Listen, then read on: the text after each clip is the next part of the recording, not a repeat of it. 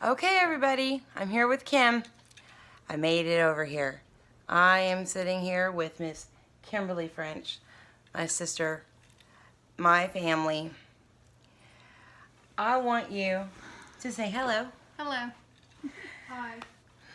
So, basically, how did we meet, Kim? The state school? The state school. And what did you think of me whenever you first saw me? When you didn't even talk to me, you just saw me. That I wasn't going to let you be my friend. And why is that? Because you reminded me of my ex-husband's girlfriend, roommate, whatever. Yeah. How did I looked like her? You had some resemblance. I had some resemblance. So she wasn't even going to give me a chance. She was not even going to give me a chance. What changed that? I got to know you. As in, well, okay, so when we start working at the state school, you have to be in an orientation for a whole month. Month and a half. Month and a half, yeah, it's true. So it's 8 to 5, Monday through Friday, trying to stay awake. Because it's a lot of talking and paperwork, and I don't know how many times we were like, Bueller. It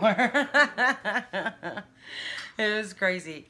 So, and the cool thing is that we ended up working on the same home. Because everyone goes to the same orientation, but then you kind of disperse off because there's multiple homes and stuff like that out there. And we were not only in the same home, we were at the same shift.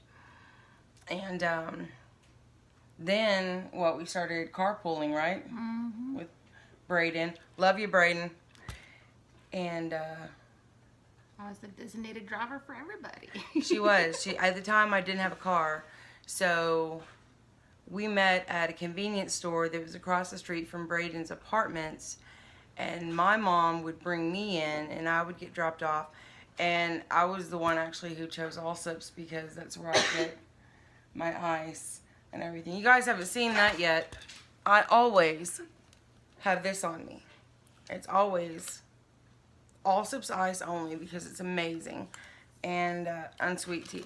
When I was saying earlier that I'm mostly liquids and everything like that, I'm always drinking my tea. And so what else? We've become extremely close. When I told her about what was going on, it was actually kind of funny because I was working in the lab, and in she walks, and I hadn't seen her in a long time because she's been out there, and I was working at the hospital, and in she walks to get lab work done. And we agreed that day we'd meet up. Right, it was that day so that we could meet up. And I'm kind of bogarting this. You need to speak up. You got to talk.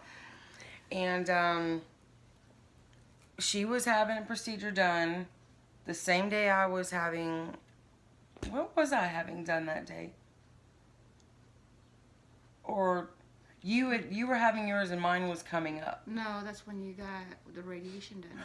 Oh, that's right. So they did this procedure on me where they wanted to get pictures of me, like x-rays and stuff like that, and I had to do a fasting x-ray, but it was like I had to slide into this machine and stand there, and each picture, it was kind of like a video picture. They took it for a minute at a time. And before they did that, they brought me this plate of eggs and toast and told me to eat it. And said that they wanted to watch and see the process of digestion and things like that. What I didn't know was that it was radiated. There was radiation. That's why whenever the pictures showed up, they were glowing. I said it looked like, fireflies in my belly and everything. And my stomach was just all messed up and everything. So we got together and we started comparing ailments. She was doing her stuff and I was doing all this. And we kind of been inseparable since then. It was a long time coming. But my first procedure that I had done, my first one for this year that I had done on Valentine's Day, I had to be fasting, and we were having to get up early the next morning, so I actually just packed a bag, came and stayed at her house, And so she took me that morning, and she was going to be my babysitter, because when they're in there doing any kind of it was an upper endoscopy, moving around in there, there's a possibility of me having a pancreatic attack, an acute attack. Which, even if you, just putting this out there for everybody, even if you have a perfectly healthy pancreas, if you have an acute pancreatic attack, people can die from that. So you've got to take that stuff very seriously. But so she was my babysitter, so she was there during my endoscopy, and it was Valentine's Day, so I gave her Valentine's presents. And where's your angels? From the TV. You want to show them? I was very happy about these angels because they're us. It's awesome. I gave her a card, and I gave her the angels. What do they say? That one says, "Love you like a sister," of course. And then you got the back. And then you got the back. It says, "Bless you." And I always say that. I always say stuff like that. Even on my tickets at Fuentes, whenever I give them to them, it says, "Thank you and have a very blessed day." And then this one is more of our personalities. It's fun. It says, "A true friend believes you're an angel even if she shows, or even if she knows better." So that's more of our personality right there, because we do call each other's angel, but we know darn good and well that we've got crooked halos. We're nowhere near No, it's perfect. just our horns are holding the halos up. Our horns are holding the halos up. Okay. So, but she was there, and she got to hear what the doctor had to say, and knowing that we were going to be planning a surgery. And then she was one of the first people that I called after my mom. "Love you, Mom. You're going to be on here soon. Get ready." And so now we know that I have to go to Temple. And, whenever I had my consultation after the endoscopy, she wasn't able to be there. She was at work. But she was blowing up my phone the entire... Just like, she knew the appointment should have been over, but it lasted a long time because my doctor had a last-minute emergency procedure to do. So I waited in the little room in there forever. But Tony was there with me. "Hi, Tony. Love ya. You're going to be on here, too. Just wait."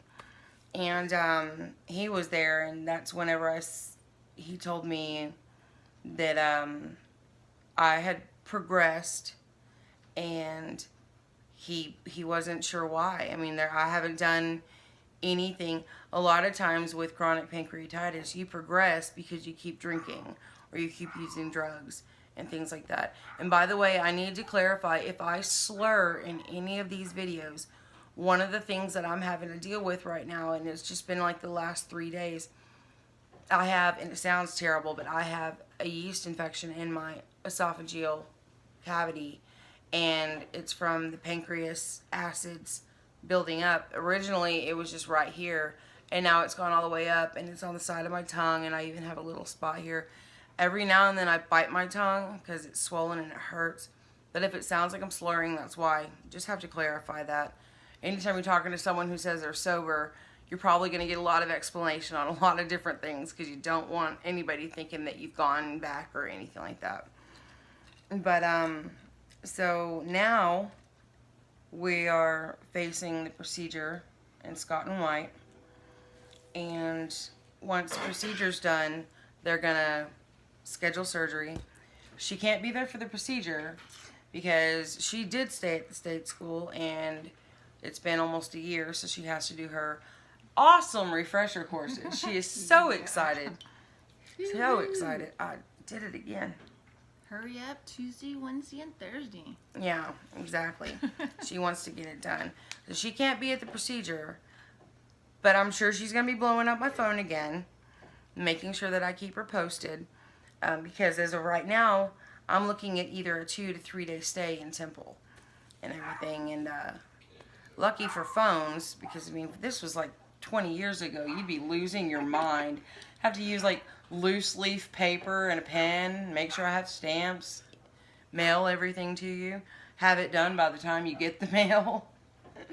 Well, there was landlines. There was landlines, and then you pick them up and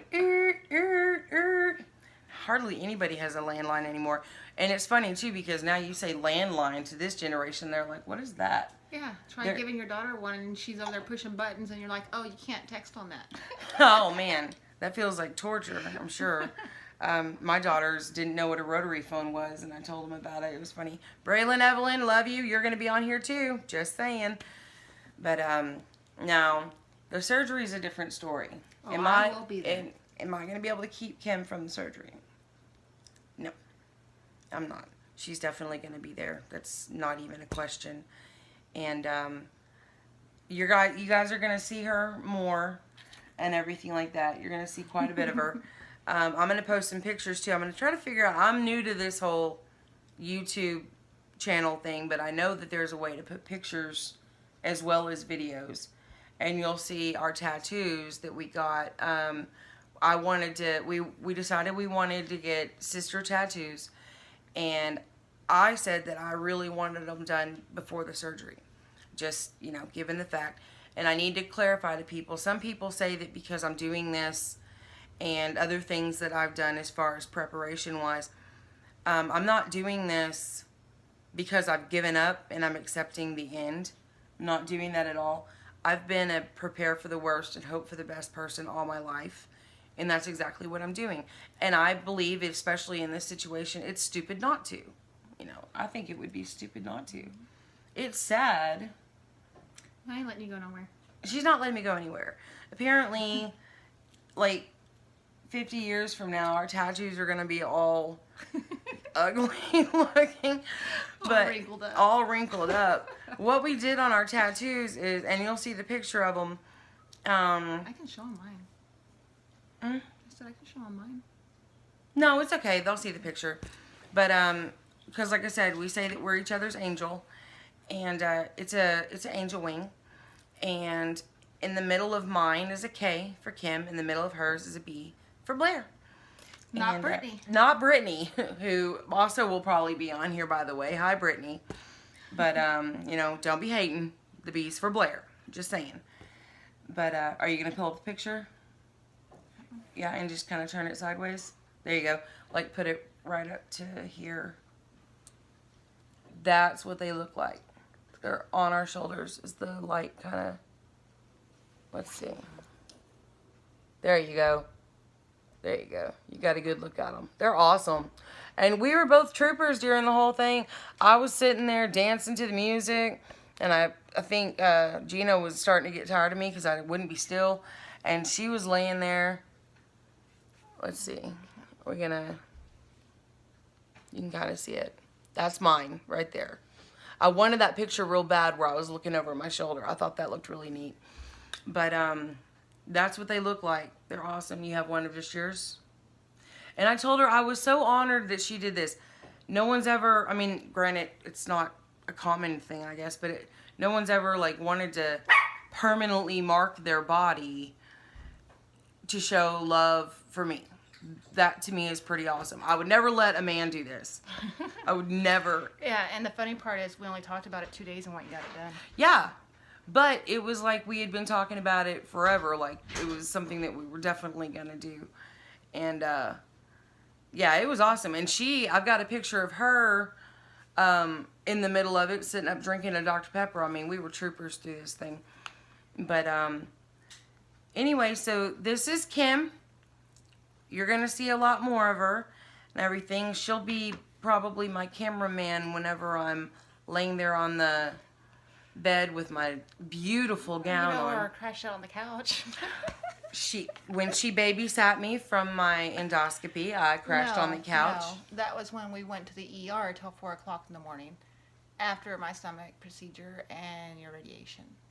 That's true. Okay, so I had radiation and I was just sick as a dog, and I went to a walk-in clinic and they told me, no, she did a x-ray of me and said, no, you've got to go to ER. And I went to ER and I was up there. Now my mom, I love you, Mom. My mom did offer to be there, but she was already an hour and a half outside of town. And, Kim had just had a stomach procedure 2 days before that came and sat with me. We waited in the waiting room for 7 hours, 6 or 7 hours. and then another 4 hours or so back in the back, just for them to what did they determine that day? Like, pretty much nothing. The thing is since I'm chronic, like, nobody wants to treat me. They're like, well, it's a condition you're always going to have, so what can we do for you? The problem is trying to figure out why the pain gets intense. That's why, and that was before the procedure. That was actually why I called Dr. Hubble and told him, it's Dr. Hubble is my doctor. That's why I called him and told him something's still wrong. And I started losing weight again, which he told me was a telltale sign that things could be progressing. And so, she 2 days after procedure stayed up there at ER with me. Not even a question. I had a significant other at the time. Bit my tongue again. Had a significant other at the time who was too tired, had to go home. Was too tired and had to go home. And the entire time he was there, he didn't really seem like he wanted to be there. But he is a good person. He's a very good person, and he's a good dad. He needed to leave because the next day was his visit with his daughter. I'm not going to talk ill of him at all. I've known him for 22 years, and bottom line, it probably would have been better for us to just stay friends, not date. And I have to clarify that because, I'm not going to say his name, but if he ends up watching these, I wanted to clarify it's not because I don't think you're a bad person at all, okay? We're past that. I think we both agree that we had a good time together and we should have just stayed friends, okay? I'm just going to throw that out there. Just like if you are writing a book and you put someone's name in it, you got to have permission and everything. Like I said, I'm not even saying a name, but if he watches it, he'll know who he is, and I don't want him being like, well, but, or getting upset, or anything like that. He is a good person. So anyway, I want to know, and I'm going to do this with most of my friends that I can do, why is it that you are so determined to be here with me through this? Well, because I think you not only need your family behind you, you need your friends and your close friends. And in my case, you're my sister. Well, and if you need a blood transfusion, then we'll be blood sisters. Yeah, she is RH negative. RH negative, so she's a universal donor, and she's going to be there. That's one of the reasons other than just wanting to be there, but if I end up needing a transfusion, she's ready to go back and donate blood for me. She's itty bitty, so hopefully they've got like cookies and stuff or something for her so she doesn't pass out. I don't want to wake up from surgery and find her on the floor because I've got her blood in my body. That would be bad. But I'm going to go ahead and wrap this one up. But you guys have met Kim, and this is not the last of you're going to see of Kim. That is for sure. I love her to death, and death will be a long time from now. Long, long time from now, but God forbid. It's not going to happen. Just saying, God forbid. You're on my back and in my heart forever. That's right. I love you. Don't cry. That's one of the things that is very important to me through this. No tears. No tears. You can cry when I'm not around and not tell me about it, but no tears. It's very important to me. Normality is very important. We know the reality of what's going on. Now we're just going to hit it head on. And we're going to do it. And I'm saying we because I know I'm not going to be able to shake this one. She's not going anywhere. Nope. We're going to be stuck at the hip. That's right. All right, guys. So that's the end of this. You've met Kim. She's amazing. And just remember, you can have fun. You can do what you want to do all throughout the day. You can live your life. You can, like I said before, you can find ways to relax. You can find ways to chill out. You don't have to have alcohol. Like I said, I'm not saying in these videos that I'm trying to just like anti-alcohol and ban alcohol or anything like that. People are going to drink. I'm not going to have 100 subscribers or 1 million subscribers that are like, yes, we're sober. I know it's not going to happen. I'm sure some people are going to be watching these with a beer in their hand. All I'm saying is you don't have to. And if you do want to drink or anything like that, make sure that you at least get constant checkups and everything like that. Make sure you're good to go. But bottom line for what I'm doing for my channel is my catch line. It's just not worth it. And I'm going to have you say it. Everyone who's going to be on the video, what is my catch line? It's not worth it. It's just not worth it. I love you guys. I'll see you again soon. I'm going to go visit with her because I'm about to do my second part of my shift. So, talk to you soon. Bye.